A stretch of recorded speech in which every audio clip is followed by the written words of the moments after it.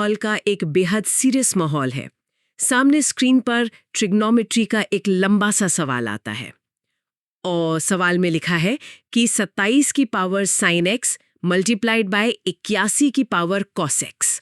ओह, ये देखते ही दिमाग घूम जाता है लोगों का। बिल्कुल, इसे देखते ही दिमाग कहता है कि यार इसमें तो पक्का 5 मिनट लगेंगे, इसे छोड़ देना ही बेहतर है। पर क्या हो अगर ये सवाल बिना पेन उठाए सिर्फ कॉमन सेंस और बेसिक लॉजिक से 2 सेकंड में सॉल्व हो सकता हो। और सच बताऊं तो यही सबसे बड़ी गलतफहमी है जो दूर होनी चाहिए आज। ट्रिग्नोमेट्री के मैक्सिमा और मिनिमा यानी सबसे बड़ी और सबसे छोटी वैल्यू निकालने का नाम सुनते ही लगता है जैसे मैथ नहीं कोई ऐसी कॉम्प्लेक्स पजल है जिसका हर टुकड़ा अलग है। हाँ, मतलब लोग आते ही लंबे लंबे कॉम्प्लेक्स फॉर्मूलाज को रटने लगते हैं ना। ट्रायंगल के लॉजिक को गहराई से समझ लें तो ये पूरा सब्जेक्ट सबसे आसान बन जाता है। Okay, let's unpack this. आज का ये डीप डाइव दिमाग के कई ताले खोलने वाला है। और वैसे हमारे पास आज एक बहुत ही डिटेल्ड 21 स्लाइड का पावर पॉइंट प्रेजेंटेशन है जो खास तौर पर एसएससी, सीजीएल, सीएचएसएल और रेलवे एग्जाम्स की तैयारी करने वालों के लिए बनाया गया है। हाँ, और आज हमारा फोकस उन फॉर्मूलाज को रटने पर बिल्कुल नहीं होगा। हम इस प्रेजेंटेशन को स्ट्रिक्टली फॉलो करेंगे और हर फॉर्मूला के पीछे के क्यों और कैसे को समझेंगे। ये डिस्कशन पूरी तरह से फैक्चुअल कंटेंट पर आधारित है। तो बिना किसी देरी के शुरू करते हैं। अब हम स्लाइड 1 पर हैं। ये टाइटल स्लाइड है जो कोर कॉन्सेप्ट्स, बेसिक रेंजेस और y = a sin theta plus b cos theta जैसे क्रिटिकल वैल्यूज का एक ओवरव्यू दे रही है। देखो, ये स्लाइड इस पूरे डीप डाइव का एक रोड मैप है। इसमें साफ लिखा है कि पहले हम बेसिक रेंजेस समझेंगे, फिर आइडेंटिटीज पर जाएंगे और आखिर में स्पेसिफिक फॉर्म्स को तोड़ेंगे। राइट, तो फाउंडेशन से शुरुआत करते हैं। अब हम स्लाइड 2 पर हैं। यहाँ एक ट्रायंगल की इमेज बनी है जिसमें परपेंडिकुलर, बेस और हाइपोटेन्यूज दिखाए गए हैं। ये तो हमारा पुराना दोस्त है। और यही दोस्त मैक्सिमा और मिनिमा की लिमिट तय करता है। किसी भी राइट एंगल ट्रायंगल में हाइपोटेन्यूज यानी सबसे लंबी वाली लाइन हमेशा बेस और परपेंडिकुलर दोनों से बड़ी होती है या ज्यादा से ज्यादा उनके बराबर हो सकती है। अच्छा, तो जब हम साइन थीटा का बेसिक फॉर्मूला देखते हैं जो परपेंडिकुलर डिवाइडेड बाय हाइपोटेन्यूज होता है। हाँ, और कोसाइन थीटा होता है बेस डिवाइडेड बाय हाइपोटेन्यूज। तो दोनों ही सिचुएशंस में डिनोमिनेटर यानी नीचे वाला नंबर हमेशा बड़ा होता है। समझ गई। इसको अगर हम एक रिलेटेबल एनालॉजी से सोचें तो ये ऐसी बात हो गई कि हाइपोटेन्यूज एक कंपनी का बॉस है और परपेंडिकुलर और बेस उसके एम्प्लॉइज हैं। बिल्कुल सटीक उदाहरण है ना। एक एम्प्लॉय की सैलरी कभी अपने बॉस से ज्यादा तो नहीं हो सकती, तो फ्रैक्शन का रिजल्ट कभी एक से बड़ा हो ही नहीं सकता। एग्जैक्टली, क्योंकि डिनोमिनेटर बड़ा है इसलिए साइन और कोसाइन की वैल्यू हमेशा -1 और 1 के बीच सिमट कर रह जाती हैं। इनकी यही रेंज है। पर टैन और कॉट के केस में ऐसा नहीं होता ना, उनकी रेंज तो कुछ और होती है। सही पकड़ा। वहां टैन का फॉर्मूला है परपेंडिकुलर डिवाइडेड बाय बेस। यहाँ हाइपोटेन्यूज का कोई रोल ही नहीं है।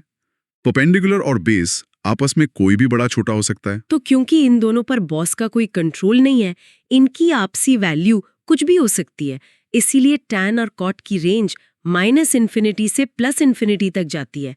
मतलब उनकी कोई लिमिट ही नहीं है। एकदम ठीक। और अब इस स्लाइड के आखिरी 2 फंक्शंस कोसेक और सेक को देख लीजिए। उनके फॉर्मूलाज बिल्कुल उल्टे हैं। वही हाइपोटेन्यूज ऊपर आ जाता है। ओह, यानी बॉस अब ऊपर बैठा है न्यूमरेटर में। हाँ, जैसे कोसेक होता है हाइपोटेन्यूज डिवाइडेड बाय परपेंडिकुलर। अब बॉस हमेशा ऊपर है, तो जब ऊपर वाला नंबर बड़ा होगा तो फ्रैक्शन की वैल्यू 1 से कम कैसे हो सकती है? सही बात है। तो कोसेक और सेक की वैल्यू या तो 1 और उससे बड़ी होगी या फिर -1 और उससे छोटी होगी। बिल्कुल। जो -1 और 1 के बीच का हिस्सा है वो इनके लिए पूरी तरह ब्लॉक होता है। रेंज होती है -∞ से -1 और 1 से ∞ तक। ये लॉजिक सच में बेसिक है, पर कितना पावरफुल है। अब हम स्लाइड 3 पर हैं। यहाँ एक टेबल बनी है जो ऑड और इवन पावर्स के बारे में है। जब इन वैल्यूज को स्क्वायर कर दिया जाता है तो क्या होता है? यह मैथ्स का एक बहुत साधारण नियम लगता है। किसी भी रियल नंबर का स्क्वायर कभी नेगेटिव नहीं हो सकता। जो नेगेटिविटी है वो इवन पावर आते ही पूरी तरह खत्म हो जाती है। तो मतलब जो साइन और कोसाइन कल तक -1 तक जा रहे थे, स्क्वायर होते ही उनकी सबसे छोटी वैल्यू यानी मिनिमम 0 बन जाती है। हाँ, और यहाँ पर एग्जाम बनाने वालों का एक सबसे पसंदीदा जाल यानी ट्रैप छुपा होता है। जहां स्टूडेंट सबसे ज्यादा गलतियां करते हैं। Wait let me guess. अगर साइन और कोसाइन का मिनिमम स्क्वायर होने पर 0 हो जाता है और टैन कॉट का भी 0 हो जाता है, तो लोग सोचते होंगे कि सेक स्क्वायर और कोसेक स्क्वायर का मिनिमम भी 0 ही होता होगा। यही वो ट्रैप है। देखो ध्यान से सोचिए, हमने अभी स्लाइड 2 पर क्या डिस्कस किया था। सेक और कोसेक की तो शुरुआत ही 1 से होती है या -6 से होती है। ओह राइट, उनकी बेस रेंज में तो 0 आता ही नहीं है। एग्जैक्टली तो जब आप किसी ऐसी चीज का स्क्वायर करेंगे जो पहले से ही 1 या उससे बड़ी है, तो उसका स्क्वायर भी हमेशा 1 या उससे बड़ा ही आएगा। इसीलिए सेक स्क्वायर और कोसेक स्क्वायर का मिनिमम हमेशा 1 होता है, 0 नहीं। ये सच में एक लाइट बल्ब मोमेंट है। छोटी सी डिटेल है पर नंबर कटवा सकती है। चलिए आगे बढ़ते हैं। अब हम स्लाइड 4 पर है। यहाँ एक ग्राफ दिखाया गया है जहाँ ग्रुप 1 ऊपर जा रहा है और ग्रुप 2 नीचे आ रहा है। ये एंगल ग्रोथ का फंडा क्या है? इसके लिए स्लाइड में एक बेहद आसान मेमोरी ट्रिक दी गई है। सारे ट्रिग्नोमेट्रिक फंक्शंस को 2 हिस्सों में बांट दीजिए। एक तरफ है साइन, टैन और सेक। ये तीनों एंगल बढ़ने के साथ साथ अपनी वैल्यू बढ़ाते हैं। तो जैसे जैसे एंगल बड़ा होगा इनकी वैल्यू बढ़ती जाएगी। पर दूसरे ग्रुप में क्या है? दूसरा एक स्पेसिफिक ग्रुप है, ध्यान दीजिएगा, कोसाइन, कॉट और कोसेक। हाँ, मुझे एक पैटर्न दिख रहा है यहाँ। इन तीनों की शुरुआत को लेटर से हो रही है। CO, cos, cot, cosec. सही पकड़ा। मैथ्स में इसको कॉम्प्लीमेंट कहते हैं। पर ट्रिक के लिए बस इतना ध्यान रखना है कि जो भी को से शुरू होता है वो एंगल बढ़ने पर नीचे गिरता है, यानी रिवर्स गियर में चलता है। अगर एंगल बढ़ेगा तो इन को वाले फंक्शंस की वैल्यू घटेगी। समझ गई। अब हम स्लाइड 5 पर हैं। यहाँ इवैल्यूएट करने के लिए 6 स्टेटमेंट्स दिए गए हैं। हाँ, और इन स्टेटमेंट्स को हम स्लाइड 4 के लॉजिक से अभी सॉल्व कर सकते हैं। जैसे पहला स्टेटमेंट कहता है कि कोसाइन 45 बड़ा है कोसाइन 75 से। तो बिना इनकी एक्चुअल वैल्यू निकाले हम बोल सकते हैं कि ये करेक्ट है, क्योंकि को फंक्शन है, एंगल छोटा तो वैल्यू बड़ी। बिल्कुल। वही अगर साइन 30 और साइन 68 का कंपैरिजन हो तो साइन 68 बड़ा होगा, क्योंकि साइन सीधे तरीके से आगे बढ़ता है। तो स्लाइड में जो स्टेटमेंट है कि साइन 30 बड़ा है साइन 68 से, वो गलत साबित हो जाता है। ये कॉन्सेप्ट तो एग्जाम में बहुत टाइम बचाएगा। अब हम स्लाइड 6 पर हैं। इसमें स्क्वायरिंग रूल का जिक्र है। इसमें बताया गया है कि किसी भी रियल नंबर का स्क्वायर हमेशा पॉजिटिव होता है। हाँ, ये एक तरह से रीकैप है ताकि स्टूडेंट्स कॉन्सेप्ट्स को कनेक्ट कर सकें। बेस मिनिमम्स बिल्कुल क्लियर होने चाहिए। साइन स्क्वायर कॉसाइन स्क्वायर के लिए minimum 0, tan square cot square के लिए 0। और जैसा हमने पहले बात की, सेक स्क्वायर और कोसेक स्क्वायर के लिए मिनिमम 1 होगा, क्योंकि इनका बेस ही 1 से शुरू होता है। क्लियर है? परफेक्ट। अब थोड़ा और गहराई में चलते हैं। स्लाइड 7 पर आते हैं। हाँ, अब हम स्लाइड 7 पर हैं। यहाँ एल्जेब्राइक एक्सप्रेशंस दिए हैं। 5 अलग अलग एक्सप्रेशंस हैं, जैसे 10 प्लस साइन स्क्वायर थीटा और 10 माइनस साइन स्क्वायर थीटा। यहां से थोड़ी इंटरेस्टिंग मैथ शुरू होती है। अगर एक्सप्रेशन है 10 माइनस साइन स्क्वायर थीटा और आपसे उसकी मिनिमम वैल्यू पूछी जाए तो आप क्या करेंगे? अगर एक्सप्रेशन के अंदर माइनस का साइन लगा है और मुझे वैल्यू सबसे छोटी करनी है, इसे एक आम जिंदगी के उदाहरण से देखते हैं। मान लीजिए मेरी जेब में 10 रुपए हैं और मैं चाहती हूँ कि दिन के आखिर में मेरे पास सबसे कम पैसे बचें। तो इसके लिए आपको क्या करना होगा? मुझे सबसे ज्यादा पैसे यानी मैक्सिमम अमाउंट खर्च करनी पड़ेगी। क्या बात है, बहुत सटीक उदाहरण। मैथ्स बिल्कुल वही कर रहा है स्लाइड में। 10 माइनस साइन स्क्वायर थीटा में अगर मिनिमम रिजल्ट चाहिए तो साइन स्क्वायर की सबसे बड़ी वैल्यू घटानी पड़ेगी। और साइन स्क्वायर की मैक्सिमम वैल्यू 1 होती है, तो 10 माइनस 1 इक्वल्स टू 9, यानी इस पूरे एक्सप्रेशन की मिनिमम वैल्यू 9 होगी। और अगर मैक्सिमम वैल्यू चाहिए तो मतलब सबसे कम पैसे खर्च करो। साइन स्क्वायर की सबसे छोटी वैल्यू 0 होती है, तो 10 माइनस 0 हो गया 10। ये तो प्योर कॉमन सेंस पर टिका है। अब हम स्लाइड 8 पर हैं। यहाँ से स्पेसिफिक फॉर्मूला टाइप शुरू हो रहे हैं। टाइप 1 फॉर्मूला लिखा है a sine square theta plus b cos square theta. हाँ, इस फॉर्मेट के लिए सबसे सिंपल शॉर्टकट बताया गया है। दोनों में से जो बड़ा नंबर है वो मैक्सिमम और जो छोटा नंबर है वो मिनिमम। एक एग्जाम्पल देखती हूँ स्लाइड में। 27 sine square theta plus 45 cos square theta. तो इसमें डायरेक्ट मैक्स 45 और मिन 27 हो जाएगा। पर एक सेकेंड, ये इतना सीधा फॉर्मूला आया कहाँ से? ऐसा क्यों होता है कि बड़ा नंबर ही आंसर है? बहुत जरूरी सवाल है। इसे स्लाइड में थोड़ा डिटेल में समझाया गया है। देखो, sine square plus cosine square 1 होता है, तो कोसाइन स्क्वायर की जगह हम 1 माइनस साइन स्क्वायर लिख सकते हैं। अच्छा, तो जब हम इसे इक्वेशन में डालकर ओपन करते हैं तो कैलकुलेशंस के बाद सिर्फ एक वेरिएबल बचता है, साइन स्क्वायर। एग्जैक्टली और साइन स्क्वायर या तो 0 हो सकता है या 1।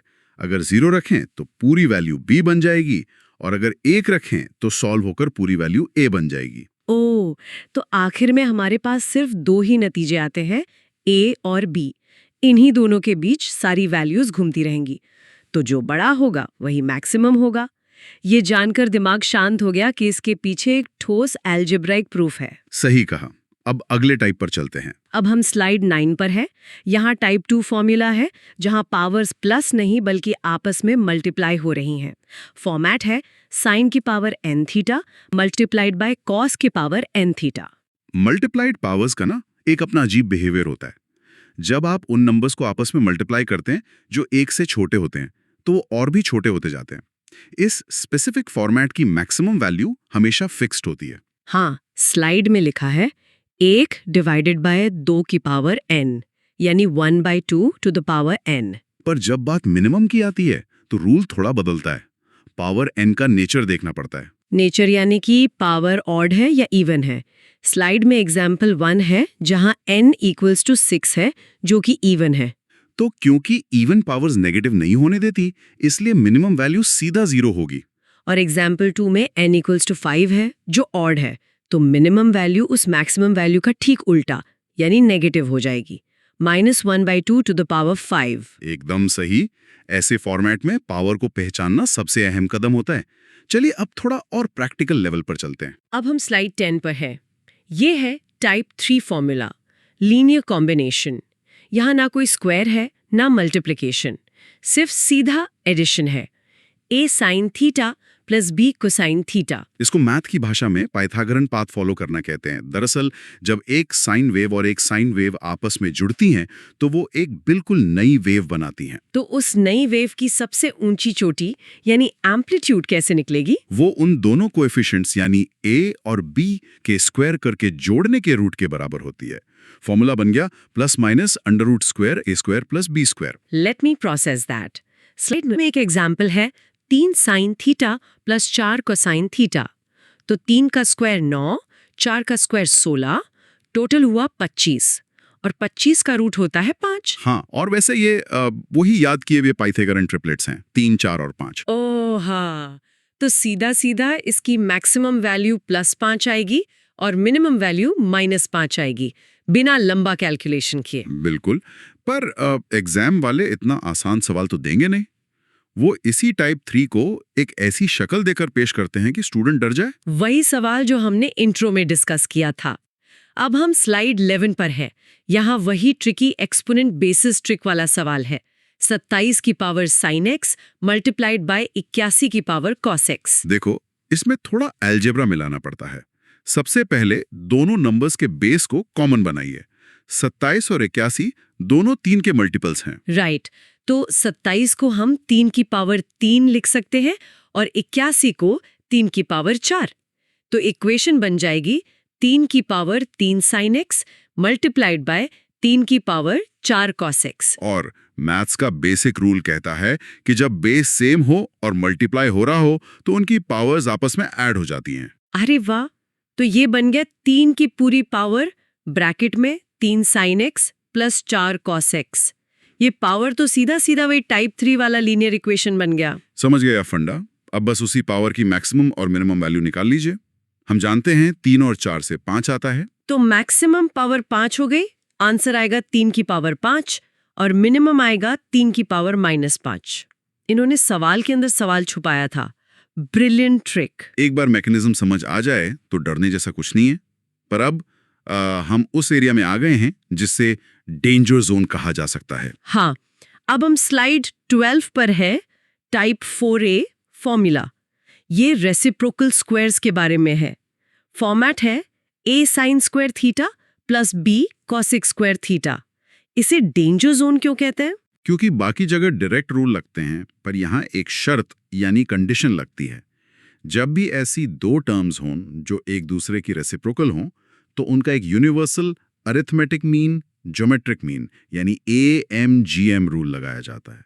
ओके, तो इस रूल के हिसाब से मिनिमम हमेशा 2√AB आना चाहिए। हाँ, पर शर्त ये है कि अगर A B से बड़ा है तभी ये रूल ठीक काम करता है। दिक्कत तब आती है जब A B से छोटा या बराबर होता है, तब फॉर्मूला अचानक बदलकर सिर्फ A+B बन जाता है। वेट, ये रूल्स अचानक क्यों बदलते हैं? अगर 2√AB एक मैथमेटिकल रूल है, तो A के छोटा होते ही वो टूट क्यों गया? इसके पीछे का लॉजिक क्या है? बहुत गहरा सवाल पूछा आपने। देखो, AMGM का रूल तभी परफेक्टली काम करता है जब दोनों टर्म्स बराबर होने की क्षमता रखते हों। पर याद कीजिए, साइन स्क्वायर थीटा की सबसे बड़ी वैल्यू क्या हो सकती है? सिर्फ एक। एग्जैक्टली। वो एक की बाउंड्री तोड़ नहीं सकता।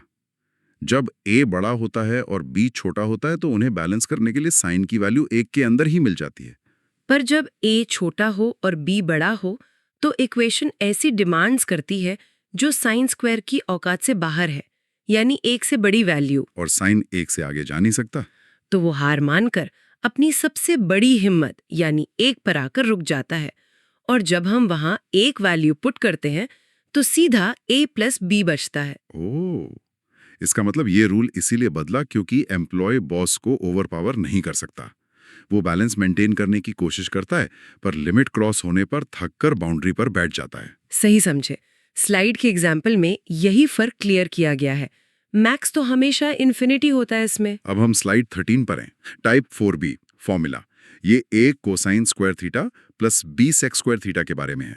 ये भी तो बिल्कुल स्लाइड 12 जैसा ही लग रहा है। हाँ, क्योंकि कोसाइन का लिमिट भी एक होता है, तो लॉजिक, रूल्स और कंडीशंस दोनों यहाँ भी बिल्कुल सेम तरीके से काम करते हैं। अगर A B से बड़ा है तो वही अंडर रूट वाला फॉर्मूला, और अगर छोटा है तो A+B। परफेक्ट। अब हम स्लाइड 14 पर हैं। टाइप 5 फॉर्मूला, जब A sec square theta plus B cosec square theta हो तो क्या होगा? मुझे लगता है इसमें तो लिमिट वाली प्रॉब्लम है ही नहीं। आप बिल्कुल सही दिशा में सोच रही हैं। सेक और कोसेक दोनों ही एक से शुरू होते हैं और दोनों इन्फिनिटी तक जाते हैं। यहाँ मैं छोटा तू बड़ा वाला कोई टेंशन नहीं है। तो इसका डायरेक्ट मिनिमम फॉर्मूला क्या निकलता है? फॉर्मूला सिंपल है, दोनों कोएफिशिएंट्स के रूट को ऐड करो और पूरे का स्क्वायर कर दो, यानी ब्रैकेट में √A प्लस √B और उसका होल स्क्वायर। कोई कंडीशन नहीं। ट्रिक्स हैं जो टाइम बचाते हैं। अब हम स्लाइड 15 पर हैं। टाइप 6 फॉर्मूला, ये टैन और कॉट के पेयर्स के लिए है। A tan square theta plus B cot square theta.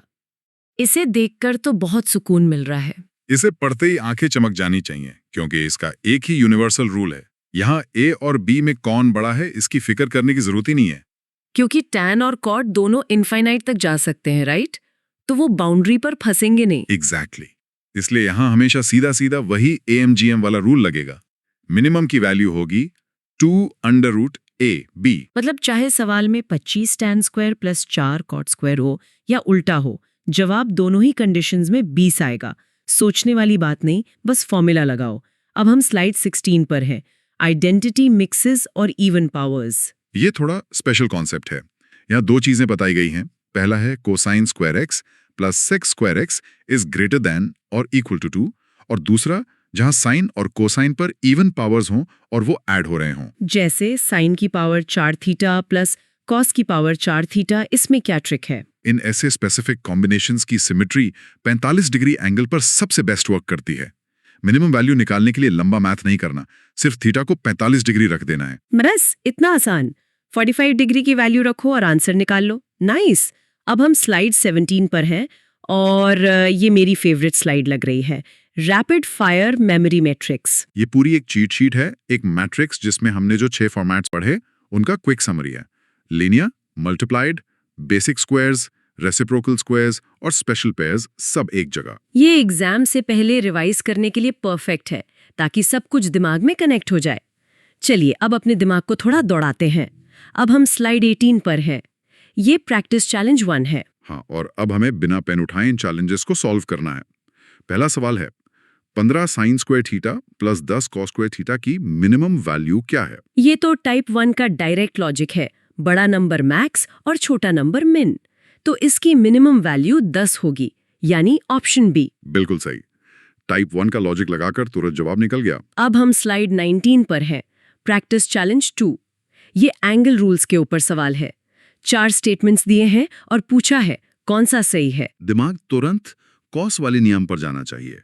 अगर हम चेक करें तो सिर्फ स्टेटमेंट सी जो कहता है कि tan 60 डिग्री बड़ा है tan 45 डिग्री से, वही सही लगता है। क्योंकि tan कॉस फंक्शन नहीं है तो उसकी वैल्यू एंगल के साथ बढ़ती है।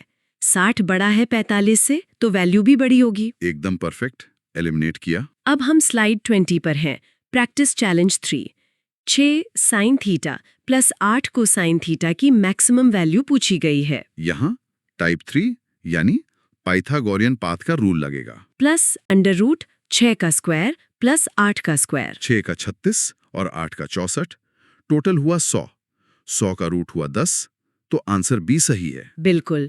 और आखिरी सवाल। अब हम स्लाइड 21 पर हैं। Practice challenge 4।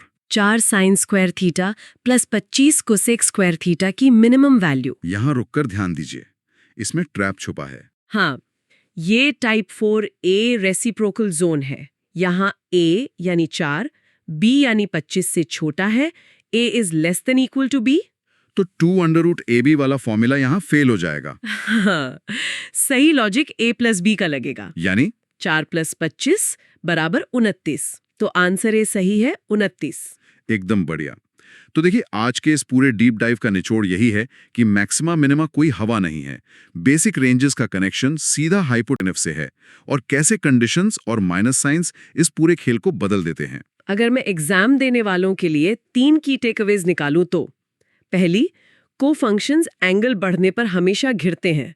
दूसरी, रेसिप्रोकल वाले फॉर्मूला में ए और बी को चेक करना कभी ना भूलें वरना ट्रैप में फंस जाएंगे। और तीसरी ये कि सेक और कॉसेक का मिनिमम स्क्वायर 1 होता है, 0 नहीं। वही सबसे बड़ी गलती होती है। इन सबको ध्यान रखें तो एग्जाम में डर और टाइम दोनों बचेगा। चलिए लिसनर की